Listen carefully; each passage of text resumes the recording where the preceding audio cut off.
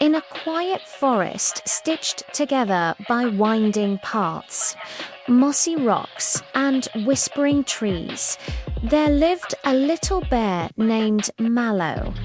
He had soft brown fur, big curious eyes, and a heart full of questions. But Mallow had one small problem. He was afraid. Mallow didn't know.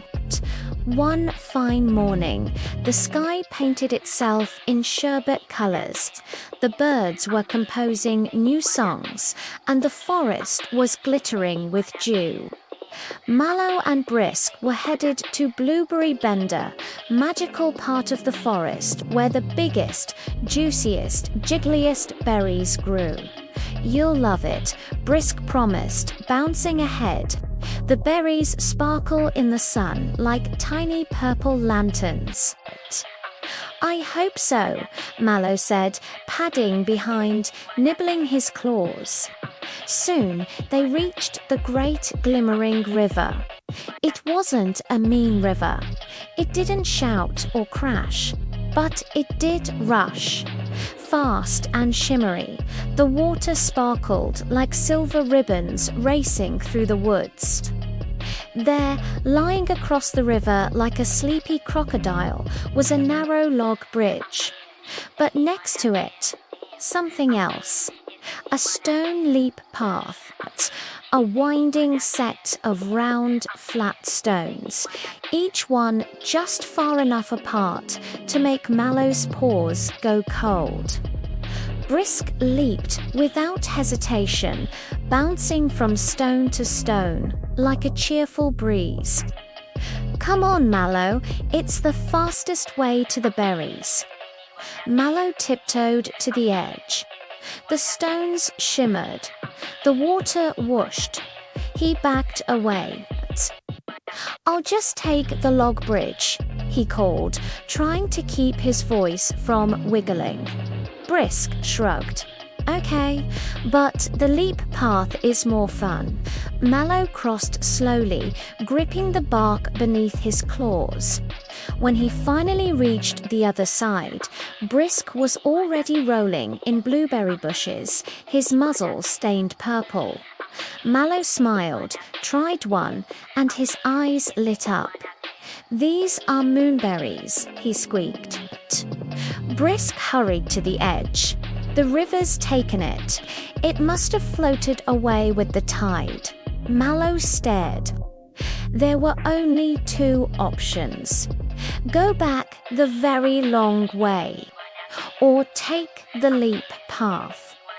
Mallow's paws froze. His heart pounded. He sat down hard and refused to move. I can't," he whispered. Brisk looked at him, then sat too. "You're not scared of water, are you?" "No," said Mallow, "not of falling, no." "Then what?" "I'm scared of missing," Mallow whispered. "What if I leap and miss the stone? What if I fall in? What if everyone sees me fall in?" Brisk looked thoughtful. "Well, you might miss, you might get wet, you might even splash. But guess what?" Mallow waited. "You also might make it."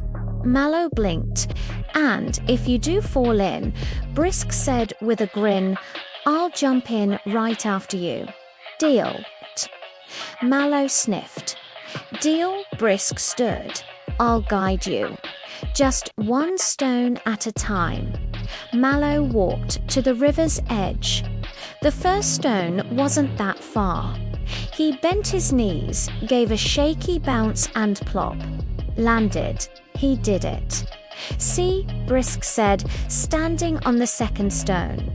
Mallow wobbled, steadied himself, then leapt to the next one, and the next, and the next, until suddenly he was halfway across. Water sprayed everywhere. The river was cold and loud and swirly, but then splash. Brisk jumped in right after him, laughing and hooting. "You did it," Brisk cheered, "but I missed." Nope. You jumped. You tried. That's the bravest bit. They paddled to the riverbank, climbed out, shook like two furry mop heads, and laughed until their bellies hurt. Mallow grinned wide. He wasn't sure if he was shivering or glowing. "I want to try again," he said. This time he reached the middle, then the next. And on his third try, Mallow made it all the way across, no splashes, no wobbles, just leaps. That night, back at the den, Mallow told Mama everything. "I leaped. Mama, I really leaped." She smiled, wrapping him in her warm, cozy paws. See, every bear leaps when the time is right. And from that day on, Mallow still asked questions, still took his time.